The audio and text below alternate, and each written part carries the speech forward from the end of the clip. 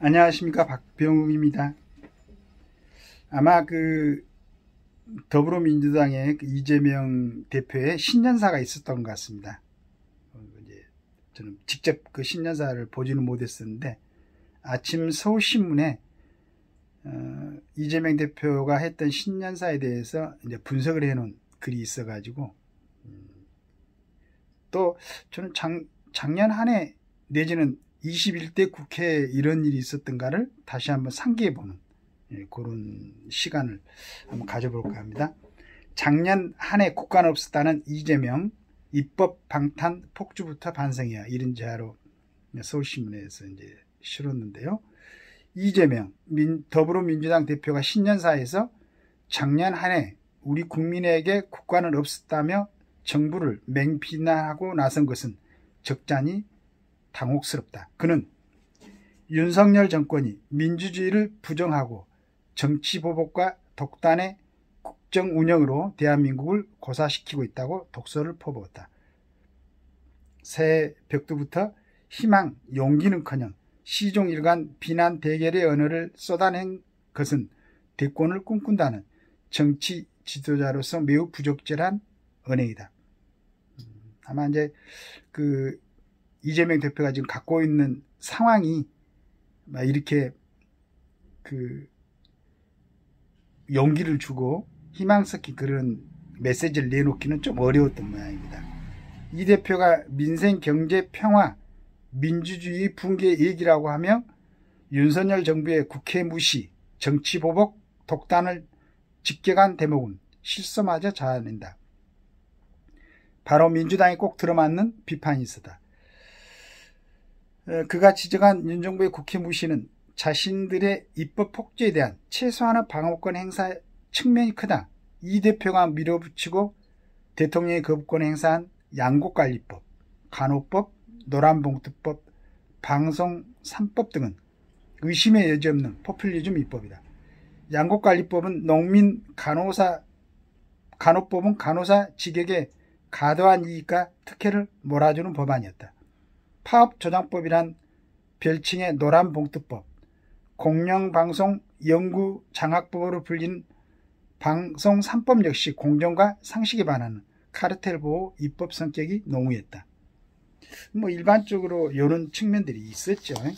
그리고 그러나 지나고 나니까 또 우리 국민들은 저를 포함해서 다들 깜박하고 있었는데 이런 일들이 있었습니다. 정치보복 주장도 어불성설이다. 돈봉투, 대장동 의혹 등 민주당과 이 대표 관련 수사는 거의 애 없이 문재인 정부 시절 불거진 것이다. 그러니까 지금 돈봉투 사건이나 대장동 사건은 정확하게 이재명 그 다음에 이낙연 두 사람이 대선 후보 경선 과정에서 이낙연 후보가 그때 얘기했던 거죠.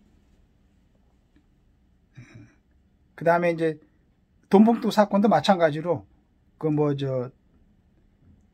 자기 당에서 대표 경선하면서 일어났던 일이었으니까 이걸 갖다가 이렇게 얘기를 하게 되면은 또 국민들은 또 그걸 그렇게 넘어가겠죠. 민주당의 폭주는 점점 통제불능으로 치닫고 있다. 국가재정법, 중대재해처벌법, 유통산업발전법, 우주항공청 설치법 등 한시가 급한 법안은 철저히 애면 중이다. 대신 작년 말 국회 상임위에선 민주유공자법, 지역의사제, 공공의대법, 전세사기특별법 등을 단독 처리했다. 하나같이 특정 집단, 지역 유권자 환심용 입법 혐의가 짙지만 60일 뒤 본회의에 자동 상정돼 총선 전 통과 가능성이 높다. 김건희 50억 클럽 특검법 등을 밀어붙인 이 대표는 신년사에서 서울 양평 고속도로, 해병대 최상병 순직, 오송 지하차도 참사, 국정조사를 강조하며 또 한 차례의 폭주를 예고했다. 국가는 없었다고 선동하기 전에 민생을 보살피는 국회가 실종됐다는 국민의 하소연부터 새겨드려야 된다. 이런 내용이 있습니다. 저는 요즘 분당 얘기가 있죠. 이낙연 전 대표가 이제 그 호남 지역을 뭐 중심으로 해가지고 창당설이 있는데 전 지금도 믿지를 못하겠어요. 그분이 하도 그 하는 말이라든가 행위가 정말로 이렇게 뭐 결정하는 게 없죠. 항상 말로 그냥 어중간하게 그 다음에 조금 상황이 변동이 되면 기존에 했던 말을 취소하고 다시 또 뭐 하고 저는 이제 그 진짜로 호남인으로서 원하는 게 순수하게 예전에 그 뭐 김대중 그 전 대통령님도 물론 이제 그 뭐 북한에 얼마를 지원했지 않습니까? 거기에 이제 뭐 국민들의 인식에는 북한에서 핵무기를 만든데 그 사용됐다 뭐 이런 인식을 갖고 있는 것도 있는데 그래도 하여간 어떻든 간에 민주화 운동을 했었고 노벨 평화상을 수상했었고 또 그분이 대통령이 되고 나서는 그 전직 대통령들 5.18 사건에 연루됐던 전두환 노태우 대통령을 그 뭐 청와대로 초청해 가지고 오찬하는 것도 제가 그랬을 겁니다. 그런 기억도 있어요. 그래서 좀 멋있다 그때는 그렇게 생각을 했었어요. 그런 분들이 했던 이제 진짜로 민주정치, 민주화를 실현시키려고 노력했던 그 뜻을 순수하게 이어받을 수 있는 그런 기존에 예전에 제가 항상 말씀드리죠. 제가 솔직히 뭐 신익기 선생님이나 조병옥 박사가 생존 시에 뭐 정치를 알았거나 그런 건 아니니까 잘은 모릅니다. 잘은 모르지만은 뭐 이제 책을 통해서 보고 그러면은 우리나라의 그 민주화를 위해서 정말로 그때 그 이승만 대통령 정권 하에서 열심히 노력했죠. 하여간 우리나라가 산업화와 민주화를 갖다가 같이 이렇게 성공을 시킨 지구상에서 유일한 나라라고 그러는데 그게 아마 이제 산업화를 위해서는 이승만 대통령님, 그 다음에 박정희 대통령님, 그 다음에 그걸 이제 잘 갈무리했던 전두환 대통령까지 있었고, 그 다음에 민주화를 위해서는 우리 김대중 대통령 같은 분이 예전에 신익희나 조명옥 박사가 해왔던 그 뜻을 잘 이어받아가지고, 그래 지금 대한민국의 헌법은 세계에서 가장 민주화된 헌법이죠. 뭐 정확히 제가 헌법학자는 아니지만은 뭐 그래도 같은 법률 계통을 좀 공부를 했으니까. 그러니까 지금 우리나라의 정치 즉 말해서 남북 간에 극한적으로 대치해 있는데도 불구하고 뭐 대정부 집무이라든가 여러 가지 상황에서 우리나라의 국회의원들이 그 뭐 이북의 정권을 갖다 옹호하는 일부 뭐 이제 그런 발언을 해도 전혀 문제가 없이 넘어가는 거 보면은 그 다음에 전 대통령을 전번에 고영주 변호사가 공산주의자라고도 지목을 했는데, 말해서 전 대통령을 그 정도 지목할 정도면은 뭐 이제 그 사람 행위가 이제 그 고영주 변호사한테 그렇게 보였겠죠.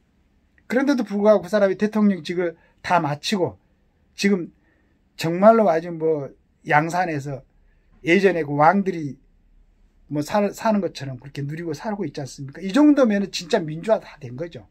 그리고 그 대학생 때 주사파 활동을 했던 그 사람들이 지금 100여 명 가까이 지금 국회의원들을 하고 있으니까 이 정도면 민주화 그 공을 이 정도로 끌어올린 것을 정말로 그 현해탄에서 목숨을 잃을 뻔했고 뭐 여러 가지 참 목숨을 걸고 했던 김대중 대통령이 했잖아요.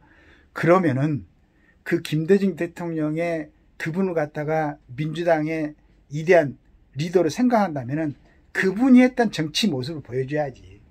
그리고 참 그 목포상 올라왔다고 제가 이제 기억을 하고 있는데 그분은 너무 이렇게 지식이 많고 똑똑했잖아요. 국민들이 생각할 때. 김영삼 대통령은 서울대를 나왔는데도 불구하고 그분보다도 어떤 정치적인 면에서나 그 얘기를 했던 게 여러 뭐 월등하게 나왔다고 저는 생각을 하고 있어요. 그 정도 공부를 했던 거죠. 그리고 목숨을 걸었었고. 그런데 뭐 요즘 그 뭐 그쪽으로 학생 운동 했던 사람들 보면은 뭐 많이들 저 축척도 하고 그 다음에 뭐 어떤 친구는 그냥 국회 안에서 그 뭐 코인 거래도 하고 그리고 그냥 또 좀 했던 민주화 뭐 어떤 학생운동 했던 친구들은 말을 너무 함부로 하지 뭐. 무슨 정말로 지금 여기서 방송에서 할 수 있는 말이 아닐 정도로 그런 얘기들이 했죠.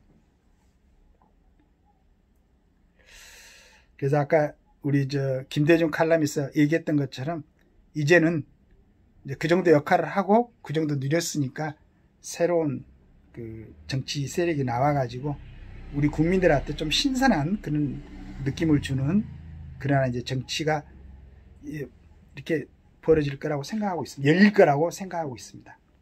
열릴 거라고 생각하고 있고 또 그렇게 돼야 되고 그렇게 돼야만이 가능하고